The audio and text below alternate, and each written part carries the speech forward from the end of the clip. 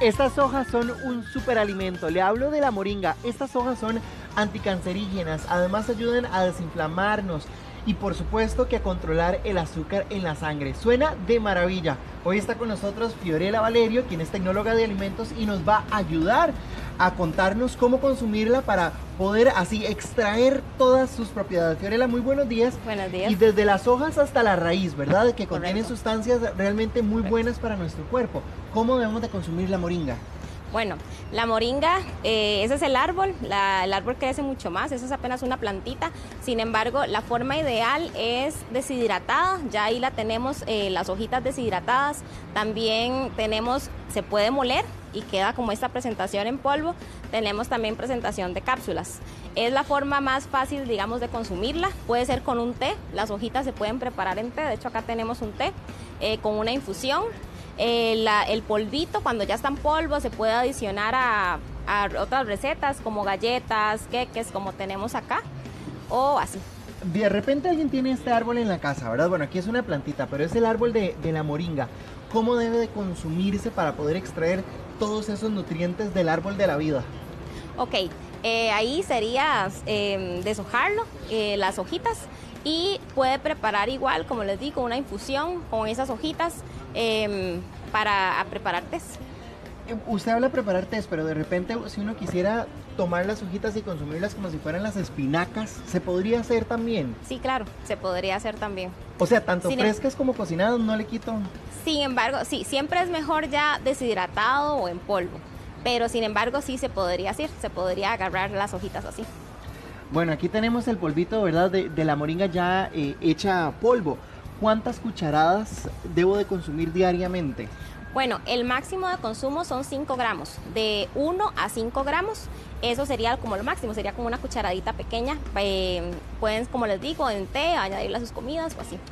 ¿A qué le podríamos echar el polvito, digamos? ¿A un fresco, al agua?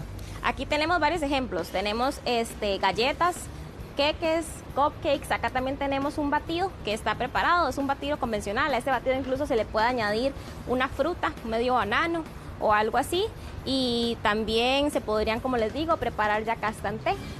Cuando hablamos de las preparaciones, ¿verdad? Como por ejemplo las galletas, se hace la masa normal y yo le adiciono a la harina, por ejemplo, unas 3 o 4 cucharadas Es correcto. copetonas de la moringa. Es correcto, exactamente. Es hacer una preparación tradicional. Bueno, estas son gluten free, estas son con harina de arroz, pero sí se puede preparar con una masa convencional y se le añade nada más las cucharadas de moringa y listo. Ahora, la moringa mucha gente le asusta por el sabor y aquí estamos hablando de combinaciones dulces. En el quequito, por ejemplo, que se ve muy esponjosito, ¿sabe dulce, sabe amargo? Sabe dulce, siempre tiene como una tonalidad ahí un poquito amarguita, pero es muy ligera porque el resto de la mezcla pues contrarresta pues el sabor, ese sabor amarguito de la moringa. ¿Cómo preparamos este queque, verdad? Porque uno lo ve muy bonito, ¿verdad? La preparación, que es gluten free, que es verde, pero que lleva para que así sostenga todos esos beneficios que tiene la moringa. Se hornea, la masa se prepara convencional, en caso no lleva harina de trigo, sino como les digo, harina de arroz, y se prepara convencionalmente, a como lo preparen en sus casas, se hornea tal cual. En la moringa sí da mucho color, por eso es que se ve por ese verde intenso. Cuando nosotros vemos, por ejemplo, los cupcakes, ¿verdad? Que se ve que tiene chocolate también, se utiliza, por ejemplo, el azúcar y el chocolate para contrarrestar el ácido. Exactamente, lo amargo es lo que contrarresta ahí un poco porque la moringa sí tiene ese saborcito. Tania, a través de los medios de comunicación que tenemos, nos pregunta que cómo se consume la semilla, que cuánto es por día para poder obtener esos beneficios. Bueno, la semilla, de hecho acá tenemos aceite, que es la forma ideal de consumir la semillita, que la semilla se extrae, se hace una extracción y ya el aceite se vende, el aceite de moringa.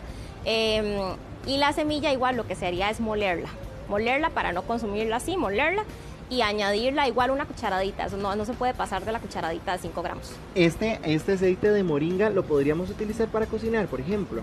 Sí, correcto, se utiliza mucho para añadir ensaladas.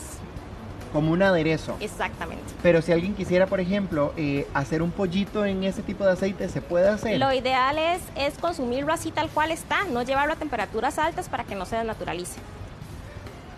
Cuando hablamos de temperaturas altas, por ejemplo, en la infusión que se colocan las hojas, ¿en qué temperatura debería estar para que realmente se aprovechen los beneficios?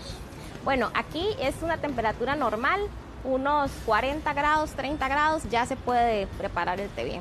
¿Cuánto de moringa debo de poner? ¿Cuántas hojitas, verdad? Porque si abrimos, por ejemplo, ahí vemos ya el té listo. ¿Cuánto debo de colocar? Una cucharadita, ahí creo que preparamos bastante té, ¿verdad? Pero para una taza sería una cucharadita, 5 gramos, como es una infusión, podría ser más, unos 10 gramos, porque lo que va a hacer es una extracción. Si uno quisiera endulzar el té de moringa, ¿lo puede hacer con azúcar o miel? Sí, correcto. Para que sea más natural, se podría hacer con azúcar convencional o con miel. Para alguien que quisiera tener la plantita de moringa en la casa, ¿cuáles serían esas recomendaciones? Porque es un árbol que va a crecer montones, ¿verdad? Eso es lo que le iba a comentar. La planta crece, es un árbol que crece muchísimo. Él llega a alcanzar en su primer año de 3 metros a 5 metros. Entonces, sí hay que tener como cuidado, es como tener la plantita y estarla cuidando que no vaya creciendo tanto, porque sí tiene un crecimiento muy... Las semillas de la moringa tienen esa virtud, ¿verdad?, de absorber las impurezas del cuerpo. Sí. ¿Se puede consumir de manera diaria? Sí, correcto, porque en sí la moringa tiene muchas propiedades antiinflamatorias, tiene muchas vitaminas, la vitamina B, que de hecho es muy importante para el tema digestivo, que ayuda mucho. También tiene mucho calcio, fósforo, que ayuda para todo lo que es la salud ósea.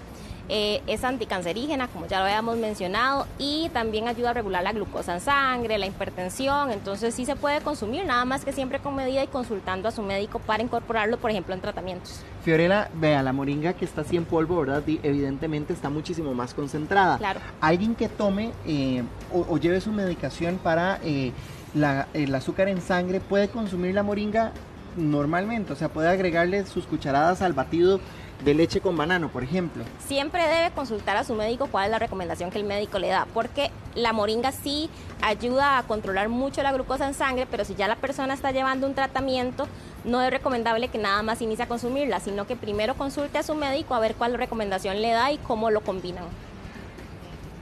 Hablemos de dosis, ¿verdad? Las diferencias entre consumirlo, por ejemplo, en polvo o en la pastilla. ¿Cómo se manejan las dosis?